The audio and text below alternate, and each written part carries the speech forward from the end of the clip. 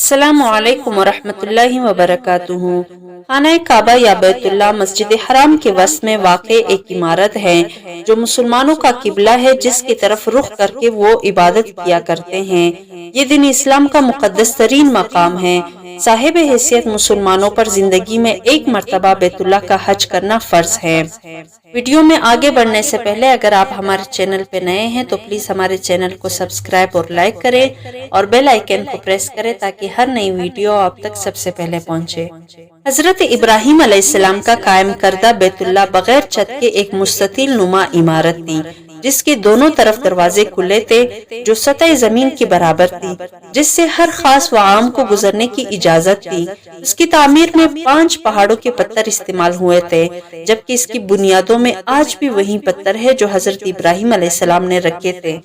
خانہ خدا کا یہ انداز صدیوں تک رہا، تا وقت یہ کہ قریش نے 604 میں اپنے مالی مفادات کی تحفظ کے لیے اس میں تبدیلی کر دی، کیونکہ زائرین جو نظر و نیاز اندر رکھتے تھے وہ چوری ہو جاتی تھی۔ حضرت امام مسلم رحمۃ اللہ علیہ نے حضرت عائشہ رضی اللہ تعالی عنہا سے یہ حدیث بیان فرمایا ہے کہ حضرت عائشہ رضی اللہ تعالی عنہا بیان کرتی ہیں کہ میں نے رسول اکرم صلی اللہ علیہ وسلم سے حتیم کے بارے میں سوال کیا کہ کیا یہ بیت اللہ کا ہی حصہ ہے؟ تو نبی کریم صلی اللہ علیہ وسلم نے جواب دیا، جی ہاں۔ حضرت عائشہ رضی اللہ تعالی عنہا بیان کرتی ہیں کہ میں نے پوچھا کہ اسے پھر بیت اللہ میں داخل کیوں نہیں کیا گیا؟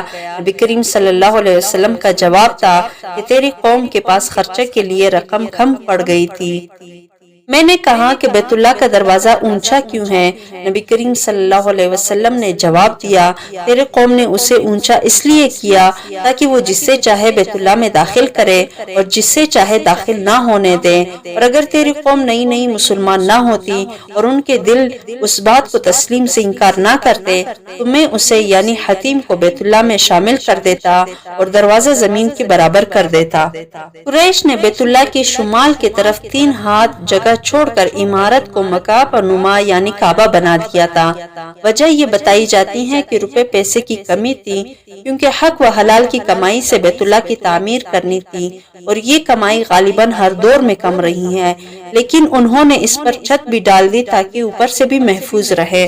مغربی دروازہ بند کر دیا گیا، جبکہ مشرقی دروازے کو زمین سے اتنا اونچا کر دیا گیا کہ صرف خواص ہی قریش کی اجازت سے اندر جا سکے۔ اللہ کے گھر کو بڑا سا دروازہ اور تالا بھی لگا دیا گیا، حالانکہ نبی کریم صلی اللہ علیہ وسلم کی خواہش تھی کہ بیت اللہ کو ابراہیمی تعمیر کے مطابق ہی بنایا جائے۔ خانہ کعبہ کے اندر 3 ستون اور 2 چھتیں ہیں۔ باب کعبہ کے متوازی ایک اور دروازہ تھا، دیوار میں نشان نظر آتا ہے۔ یہاں نبی کریم صلی اللہ علیہ وسلم نماز ادا کیا کرتے تھے۔ کعبہ کے اندر رکن عراقی کے پاس باب توبہ ہے، جو المونیم کے 50 سیڑھیاں ہیں جو کعبہ کے چھت تک جاتی ہیں۔ چھت پر 1.25 میٹر کی شیشے کا ایک حصہ ہے جو قدرتی روشنی اندر پہنچاتا ہے۔ کعبہ کے اندر سنگ مرمر کی پتھروں سے تعمیر ہوئی ہے اور قیمتی پردے لٹکے ہوئے ہیں، جبکہ قدیم ہدایت پر مبنی ایک صندوق بھی اندر رکھا ہوا ہے۔ کعبہ کی موجودہ عمارت کی آخری بار 1996 میں تعمیر کی گئی تھی اور اس کی بنیادوں کو نئے سرے سے بھرا گیا تھا۔ کعبہ کی سطح مطاف سے تقریباً 2 میٹر بلند ہے، جبکہ یہ عمارت 14 میٹر اونچی ہے۔ کعبہ کی دیواریں 1 میٹر سے زیادہ چوڑی ہیں، جبکہ اس کے شمال کی طرف نصف دائرے میں جو جگہ ہے اسے حتیم کہتے ہیں۔ اس میں تعمیری ابراہیمی کی 3 میٹر جگہ کے علاوہ وہ مقام بھی شامل ہے جو ابراہیم علیہ السلام نے ہاجرہ اور اسماعیل کے رہنے کے لیے بنایا تھا، جسے باب اسماعیل کہا جاتا ہے۔ حتیم جسے حجر اسماعیل بھی کہا جاتا ہے۔ خانہ کعبہ کے شمال کی سمت ایک دیوار ہے جس کے باہر سے طواف کیا جاتا ہے۔ اس دیوار کے متعلق کہا جاتا ہے کہ وہ خانہ کعبہ میں شامل تھی۔ حتیم کی اونچائی 30 انچ اور چوڑائی 1.5 میٹر ہے۔ خانہ کعبہ سے تقریباً 13.25 میٹر مشرق کی جانب مقام ابراہیم قائم ہے۔ یہ وہ پتھر ہے جو بیت اللہ کی تعمیر کے وقت ابراہیم علیہ السلام نے اپنے قد سے اونچی دیوار قائم کرنے کے لیے استعمال کیا تھا، تاکہ وہ اس پر اونچے ہو کر دیوار تعمیر کرے۔ 1967 سے پہلے اس مقام پر ایک کمرہ تھا، مگر اب سونے کی ایک جالی میں بند ہے۔ اس مقام کو مصلی کا درجہ حاصل ہے اور امام کعبہ اسی کی طرف سے کعبہ کی طرف رخ کر کے نماز پڑھاتے ہیں۔ طواف کے بعد یہاں 2 رکعت نفل پڑھنے کا حکم ہے۔ کعبہ کے جنوب مشرقی رکن پر نصب تقریباً 2.5 فٹ پتھر کی چاندنی میں مڑے ہوئے مختلف شکلوں کے 8 چھوٹے چھوٹے سیاہ پتھر ہے، جن کے بارے میں اسلامی عقیدہ ہے کہ تعمیر ابراہیمی کے وقت جنت سے حضرت جبرائیل علیہ السلام لائے تھے اور بعد ازاں تعمیر قریش کے دوران میں نبی کریم صلی اللہ علیہ وسلم نے اپنے دست مبارک سے اس جگہ نصب کیا تھا اور ایک بہت بڑے فساد سے قوم کو بچایا، جسے بعد میں چاندی میں موڑ دیا گیا۔ کعبہ شریف کا طواف بھی حجر اسود سے شروع ہوتا ہے اور ہر چکر پر اگر ممکن ہو تو حجر اسود کو بوسہ دینا چاہیے، ورنہ دور سے ہی ہاتھ کے اشارے سے بوسہ دیا جا سکتا ہے۔ حج کے دنوں میں ہر کسی کو اس مقدس پتھر کو بوسہ دینا یا استلام کرنا ممکن ہو پاتا ہے۔ مسجد حرام میں کعبہ کے جنوب مشرق میں تقریباً 21 میٹر کے فاصلے پر تہہ خانے میں آب زمزم کا کنواں ہے، جو ابراہیم علیہ السلام اور حضرت ہاجرہ کے شیرخوار بیٹے اسماعیل کی پیاس بجھانے کے بہانے اللہ تعالیٰ نے تقریباً 4000 سال قبل ایک معجزے کی صورت میں مکہ مکرمہ کے بے آب و گیا ریگستان میں جاری کیا، جو وقت کے ساتھ سوکھ گیا تھا۔ نبی کریم صلی اللہ علیہ وسلم کے دادا عبد المطلب نے اشارہ خداوندی سے دوبارہ کھدوایا، جو آج تک جاری و ساری ہیں۔ آب زمزم کا سب سے بڑا دہانہ حجر اسود کے پاس ہے، جبکہ آذان کی جگہ کے علاوہ صفا اور مروہ کے مختلف مقامات سے بھی نکلتا ہے۔ 1953 تک تمام کنووں سے پانی ڈول کے ذریعے نکالا جاتا تھا، مگر اب مسجد حرام کے اندر و باہر مختلف مقامات پر آب زمزم کے سبیلیں لگا دی گئی ہیں۔ آب زمزم کا پانی مسجد نبوی میں بھی عام ملتا ہے اور حجاج کرام یہ پانی دنیا بھر میں اپنے ساتھ لے جاتے ہیں۔ کعبہ شریف میں داخل ہونے کے لیے صرف ایک دروازہ ہے، جسے باب کعبہ کہا جاتا ہے۔ یہ دروازہ کعبہ شریف کی شمال مشرقی دیوار پر موجود ہے اور اس کی قریب ترین دہانے پر حجر اسود نصب ہے، جہاں سے طواف کی ابتدا کی جاتی ہے۔ 1942 میں ابراہیم بدر نے چاندی کا بنایا تھا۔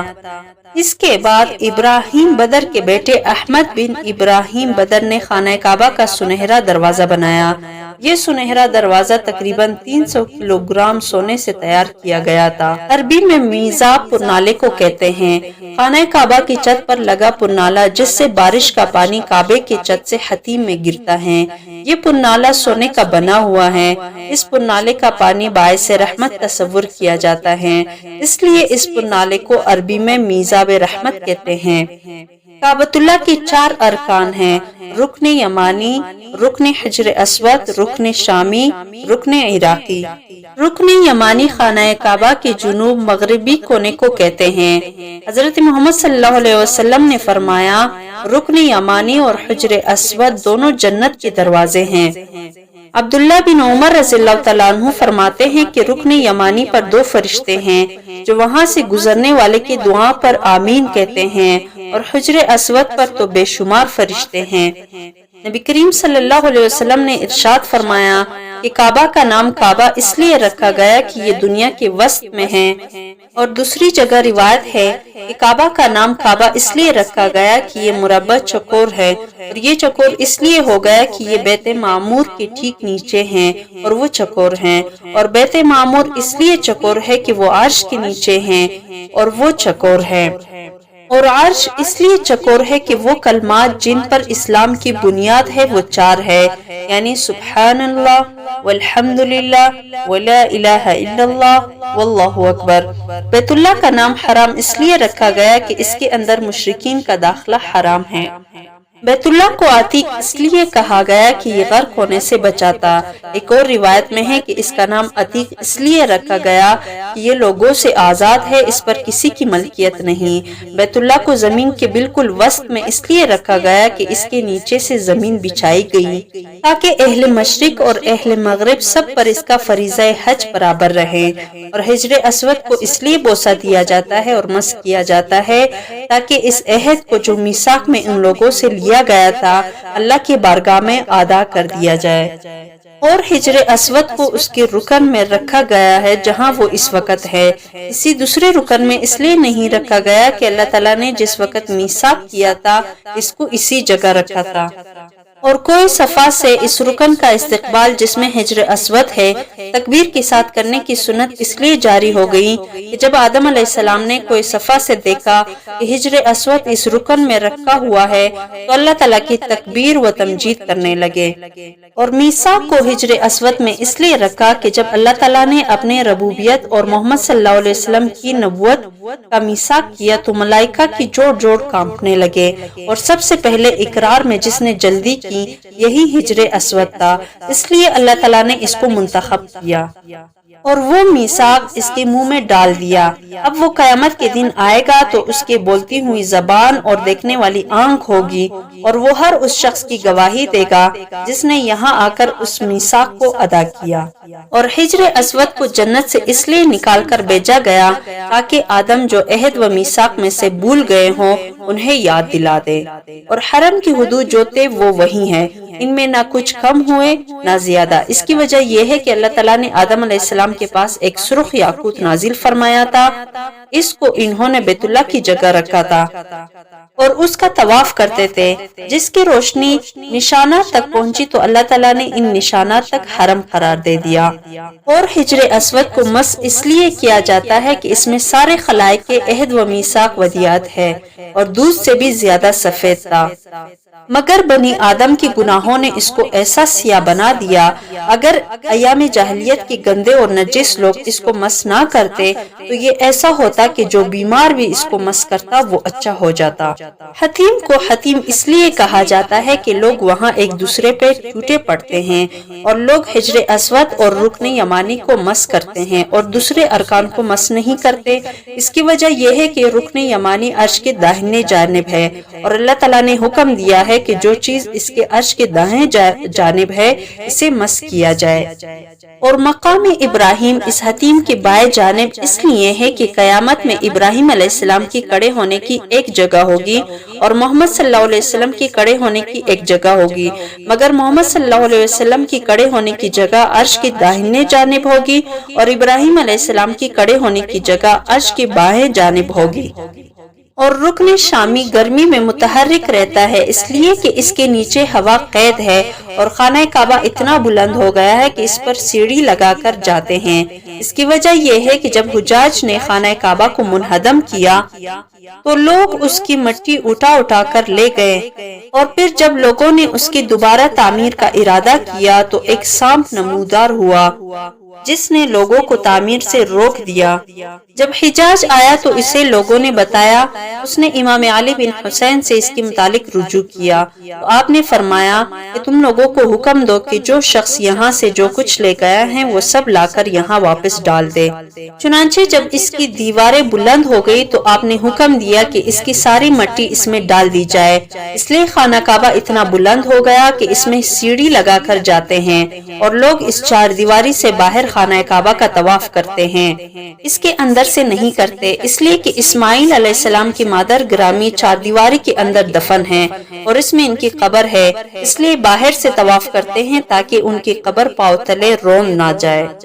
اور روایت کی گئی ہے کہ اس میں چند انبیاء کی قبریں بھی ہیں، اور اس کا نام مکہ اس لیے ہوا کہ لوگ یہاں ایک دوسرے کو ہاتھوں سے دھکا دیتے ہیں، اور یہ بھی روایت کی گئی ہے کہ اس کا نام مکہ اس لیے پڑ گیا کہ اس کے گرد اور اس کے اندر لوگ گریہ و بکا کرتے ہیں، اور بکا خانہ کعبہ کی جگہ کو کہتے ہیں، اور مکہ پوری آبادی کا نام ہے، اور خانہ کعبہ کے پاس کوئی ہدیہ اور نظر لانا مستحب نہیں، اس لیے کہ یہ سب خانہ کعبہ کی خدام کا ہو جاتا ہے، مسکینوں کو کچھ نہیں ملتا، اور کعبہ تو نہ کھاتا اور نہ پیتا ہے، اور اس کے لیے جو بھی ہدیہ لایا جاتا ہے وہ خانہ کعبہ کے زائرین کے لیے ہیں۔